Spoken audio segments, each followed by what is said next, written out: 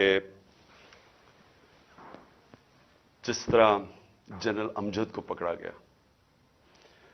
میں تو جنرل امجد کو نہیں جانتا، میں تو ان کو ٹی وی پہ سنتا تھا، لیکن اگر کسی کو کوئی شک ہے کہ اگر کوئی محب وطن پاکستانی جو اس ملک کی درد رکھتا ہے، جس طرح وہ بولتے ہیں اور اپنے دل کی بات کرتے ہیں، اس کو اگر اٹھا کے جیل میں ڈال دیا، اور یعنی ہم سب اپنے آپ سے پوچھیں نا کہ اس کا مطلب پاکستان میں تو جمہوریت ختم ہو گئی ہے، یہ تو کوئی یہاں تو کوئی پولیس اسٹیٹ بن گئی ہے، یہاں تو ایسا خوف آ گیا ہے کوئی سچ نہ بول دے، کسی طرح لوگوں کو کنٹرول کرو، میڈیا کی کس طرح آواز کنٹرول کرو۔ ایاک نعبدو و ایاک نستعین۔ میرے پاکستانیوں، یہ بجلی ابھی آ جائے گی تھوڑی دیر کے بعد، آپ سب جانتے ہیں کہ لوڈ شیڈنگ کا کیا حال ہے، آ جائے گی بجلی۔ میں آج اپنی قوم کی طرف سے اپنی عدلیہ کو مبارک دینا چاہتا ہوں، اور مبارک کیا دینا چاہتا ہوں کہ جو سفر آج سے 26 سال پہلے میں نے شروع کیا تھا، انصاف کی تحریک۔ انصاف کی تحریک کا مطلب ہوتا ہے رول آف لا، قانون کی حکمرانی۔ انصاف کا مطلب ہوتا ہے سب قانون کے سامنے ایک برابر۔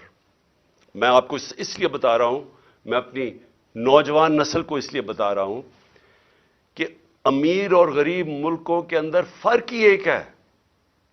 امیر ملکوں میں انصاف ہے، رول آف لا ہے، قانون کی حکمرانی ہے۔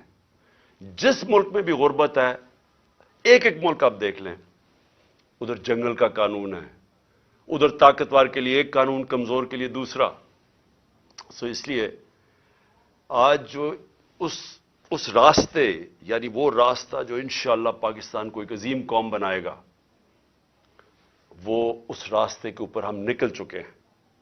ہمارے سپریم کورٹ نے آج ایک ایسا فیصلہ کیا کہ اس نے پاکستان کے آئین کو، پاکستان کے قانون کو انہوں نے آج اپ ہولڈ کیا، انہوں نے آج قائم کی قانون کی حکمرانی۔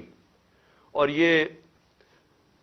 اب میں یہ کہنا چاہتا ہوں کہ یہ میری زندگی میں مجھے افسوس سے کہنا پڑتا ہے کہ بہت کم دفعہ ایسے ہوا ہے، اور کاش کہ یہ پہلے ہو جاتا تو آج پاکستان ایک وہ ملک ہوتا جو ایک خوشحال ترین ملک ہوتا۔ ہم آج، ہمارے یہ حالات نہ ہوتے جو بدقسمتی سے آج پاکستان کے حالات ہیں، کہ ہمیں ہر جگہ پیسے مانگنے پڑتے ہیں، قرضے مانگنے پڑتے ہیں، ہم ذلیل ہوتے ہیں، ہمارے لوگ ذلیل ہوتے ہیں، قوم کی عزت نہیں ہے، جو قوم اپنی عزت نہیں کراتی دنیا اس کی عزت نہیں کرتا۔ تو یہ قانون اور انصاف، رول آف لا، یہ جڑے ہوئے ہیں خوشحالی کے ساتھ۔ ایک قوم صرف وہ خوشحال ہوتی ہے جدھر ترقی ہوتی ہے، وہ جڑی ہوئی ہوتی ہے جس ملک کے اندر انصاف ہوتا ہے، قانون ہوتا ہے۔ نیلسن منڈیلا نے کہا تھا کہ اگر غربت ہٹانی ہے تو انصاف دو۔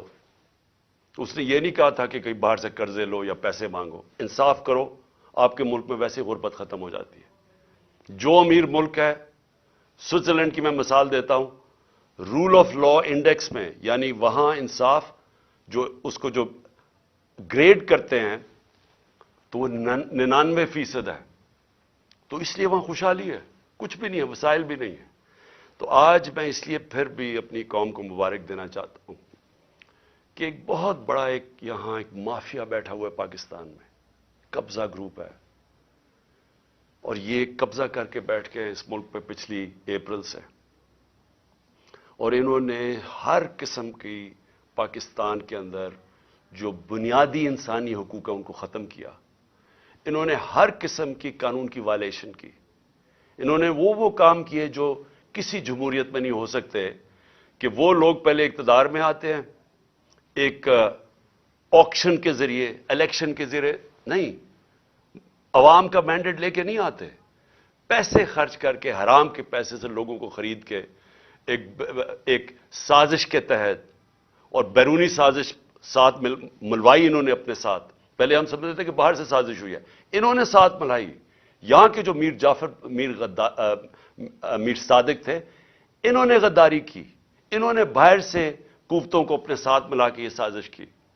गवर्नमेंट गिराने की, और उसके नतीजे में वो लोग आए जिन्होंने वो काम किया है जो किसी जमहूरियत में हो ही नहीं सकता। अपने अरबों रुपए, 1100 अरब रुपए के इन्होंने केस माफ करवाए, सिर्फ कानून बदल के, पार्लियामेंट में बैठ के नैब की अमेंडमेंट चेंज करके 1100 अरब रुपए का फायदा करवाया अपने आप को। तो आज मैं, और फिर उन्होंने पूरी कोशिश की कि किसी ना किसी तरह ये इक्तदार में रहे, और हर वो कोशिश की कि किसी तरह अवाम की राय ना आए।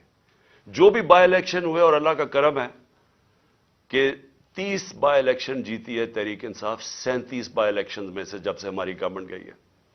तो इसलिए डरते हैं इलेक्शन से, और इलेक्शन से बचने के लिए इन्होंने हर कोशिश की, और ये पूरी कोशिश की कि जब 90 दिन के अंदर वाज़ेह था, आइन के अंदर वाज़ेह था कि 90 दिन से ज्यादा, जब असेंबली डिसॉल्व की, हमने कुर्बान की अपनी दोनों असेंबलीज, तो जब यह वाज़ेह था कि 90 दिन के आगे नहीं जा सकता इलेक्शन, तो इन्होंने पूरी कोशिश की, गवर्नर्स को साथ मिलाया, इन्होंने हर कोशिश की कि किसी तरह यह इलेक्शन ना हो।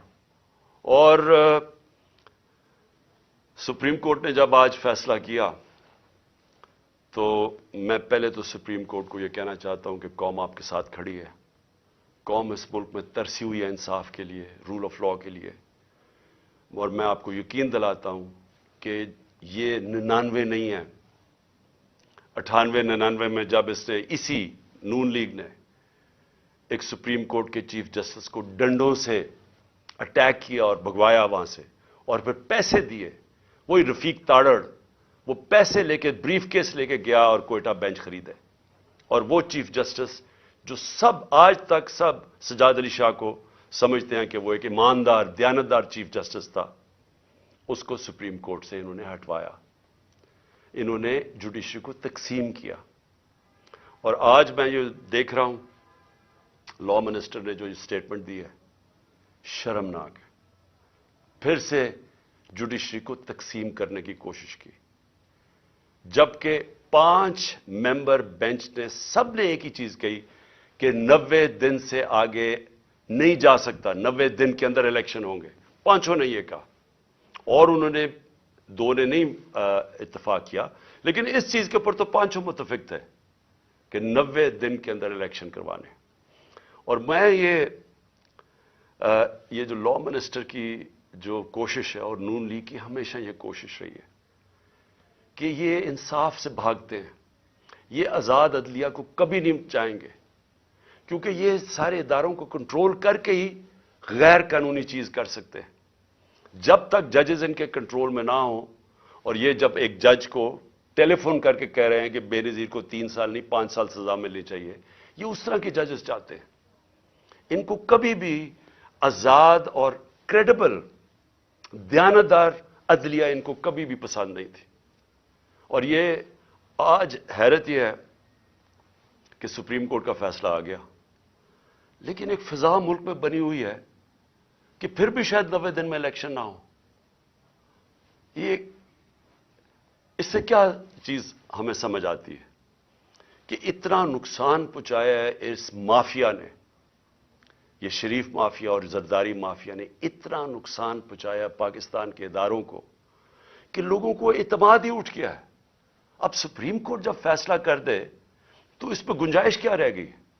लेकिन आप तज्जिया नगार देखें, सारे कह रहे जी होंगे भी 90 दिन में इलेक्शन या नहीं होंगे। ये सवाल ही करने का मतलब ये कि इतना नुकसान पहुंचाया पाकिस्तान की जमहूरियत को, पाकिस्तान के इदारों को, कि लोगों को अब इस चीज पे एतबार ही नहीं है कि ये होगा या नहीं होगा।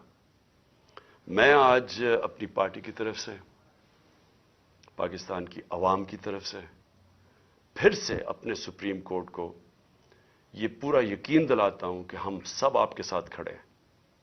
हम इंश्योर करेंगे, हम पूरा जोर लगाएंगे कि कोई चीज अब गैर आईनी ना हो। किसी तरह ये माफिया अपने आप को बचाने के लिए, फिर ना इलेक्शन से निकलने के लिए कोई ऐसे हरबे ना इस्तेमाल करे जो इन्होंने 99 में किए थे। आजकल सोशल मीडिया के जमाने वारदात कर सकता था, और मुझे बचाना किसने था? मैं अपनी अदलिया से आज कहना चाहता हूं कि किसने मुझे डिफेंड करना है। जिन्होंने मुझे डिफेंड करना है उनसे ही मुझे खतरा है। क्या इंटीरियर मिनिस्टर मुझे डिफेंड करेगा? ये शहबाज शरीफ करेगा? इनके नीचे सारी फेडरल गवर्नमेंट की एजेंसीज है, इनके नीचे पुलिस है, तो खतरा तो इनसे है। क्या डर्टी हैरी मुझे डिफेंड करेगा, जो खुद ही सबसे बड़ा खतरा मुझे उससे है? कौन डिफेंड करेगा?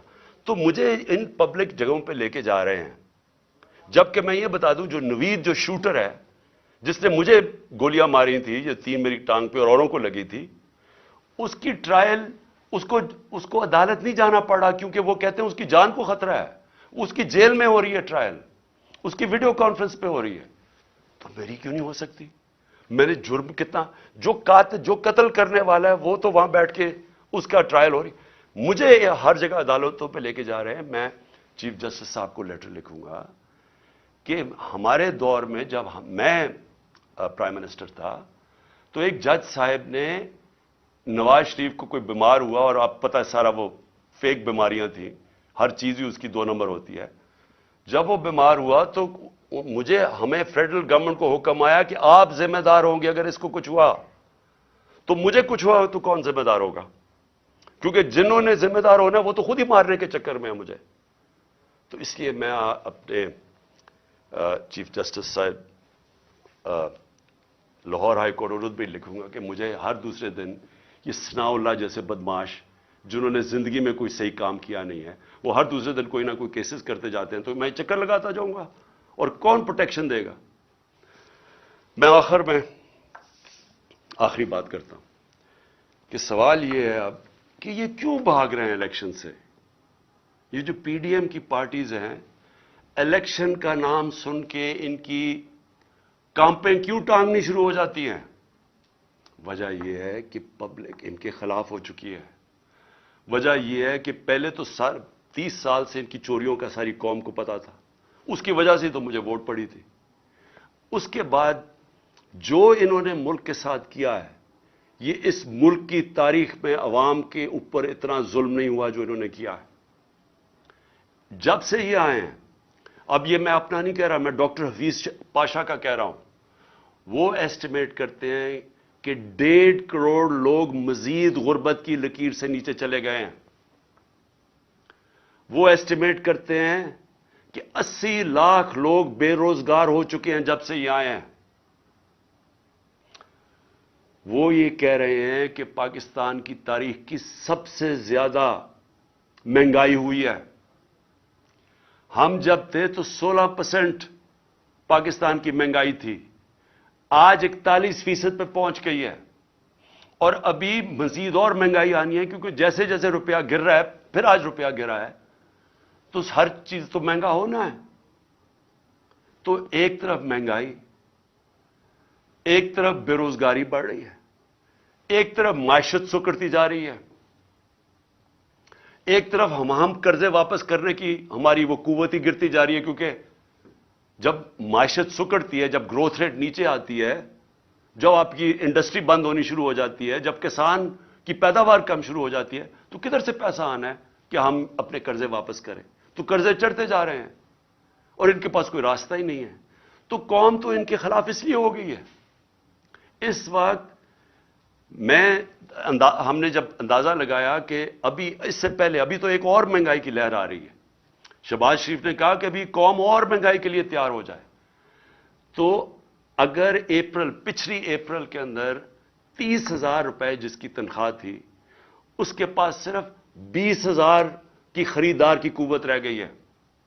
वो सिर्फ 20,000 की चीजें खरीद सकता है जिसके पास 30,000 की तनख्वाह थी। और पहली महंगाई थी, यानी एक आलमी महंगाई का साइकिल चला हुआ था कोरोना की वजह से। तो वो तो हम पूरी कोशिश कर रहे थे कि कीमतें ना बढ़ें। हमारे ऊपर एक इल्जाम लगाया कि जी इन्होंने पेट्रोल और डीजल की कीमत कम कर दी। हमने कम की, कहीं और से पैसे लगा के कम की ताकि अवाम पे बोझ ना पड़े। और इन्होंने आज जो महंगाई की है, आज जो, फिर से मैं कहता हूं, जिसके पास 30,000 रुपया था वो सिर्फ अब 20,000 की चीजें खरीद सकता है। घर में जो हमारी ख्वातीन बैठी हुई हैं उनसे जरा पूछें कि घरों में क्या हालात है। इसलिए मैं आज ये कहना चाहता हूं कि पाकिस्तान आज उधर खड़ा हुआ है जिधर ये जो मर्जी कर लें, لوگ فیصلہ کر بیٹھے ہیں ان کے خلاف. یہ جتنا مرضی کوشش کریں کہ کسی طرح عوام بھول جائے گی، تھوڑی اگر الیکشن ڈیلے کر دیں گے تو عوام بھول جائے گی. عوام نے بھولنا نہیں ہے. جتنی دیر ہو رہی ہے اتنے اور زیادہ آپ کے خلاف لوگ ہیں. راجن پور میں جو الیکشن ہوا، راجن پور کے الیکشن کے اندر ایک قوم کو پتا چلا کہ جو مرضی انہوں نے چیزیں کی، ہر قسم کا حربہ استعمال کیا. انہوں نے جو بھی یہ کر سکتے تھے، انہوں نے ایڈمنسٹریشن کو استعمال کیا، اسٹیٹ مشینری کو استعمال کیا. انہوں نے ہر چیز استعمال کی کسی نہ کسی طرح وہ الیکشن جیتنے کے لیے. الیکشن کمیشن نے ان کی مدد کی. اس کو 50,000 ان کے نون کو ووٹ پڑ کیسے گئی؟ لوگ تو تھے ہی نہیں. لوگ تو سارے نکلے تحریک انصاف کے لیے. اور وہ دیہاتی حلقہ تھا. اس سے خوف زدہ ہو کہ اب یہ مزید پھر کوشش کریں گے الیکشن سے بھاگنے کا. لیکن میں پاکستانی قوم کی طرف سے میسج دینا چاہتا ہوں کہ ہم آپ کو الیکشن سے بھاگنے نہیں دیں گے. یہ اب الیکشن ہوں گے اور انشاءاللہ اس ملک کے اندر حقیقی جمہوریت بھی آئے گی اور اس ملک کے اندر قانون کی بالادستی بھی قائم ہوگی. اور انشاءاللہ قوم مل کے یہ مشکل وقت سے لڑے گی اور انشاءاللہ پھر خوشحالی بھی آئے گی.